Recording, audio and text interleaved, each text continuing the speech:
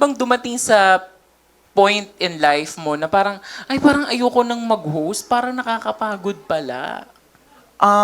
Wala pa so far, wala pa. Pero yung, I think, kung meron man ako nasabing ganyan nung sa pagbablog ko, sa pagiging social media influencer ko, nung pumunta na sa point na may mga million views na ako. Kasi pag million na yung views mo sa social media, may mga bashers ka na din. Oh, yes. So hindi lang puro supporters, pero magkakaroon ka na ng bashers. Pag millions of views na yung nakukuha mo sa social media. Engagements, yeah. So yeah, so and then nababasa ko yung mga comments, and then parang doon ako parang napanghihinaan ng loob.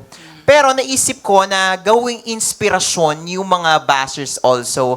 And then, kinukontinue ko lang yung ginagawa ko. Kasi kahit bashers sila, ang dami nilang benefits na binibigay sa atin. Kahit ikaw, pag may bashers ka, Yes. ang laking benefits noon. Unang-una, kahit anong comment nila doon, dagdag yun sa monetization natin, sa views natin. Talagang nakakadagdag siya. And more importantly, engagement. Yes. And thankful pa rin ako sa kanila kasi nag-e-effort sila. 'Di ba? Ayan. May Tama, effort, tama. Oo, 'di ba? totoo. Kasi parang kung hindi sila interesado, bakit parang pupunta ka pa sa profile namin at mag-iiwan ka ng mga Ayun. comments, di ba? Kaya talagang nag-e-effort sila. So, Utang na tayo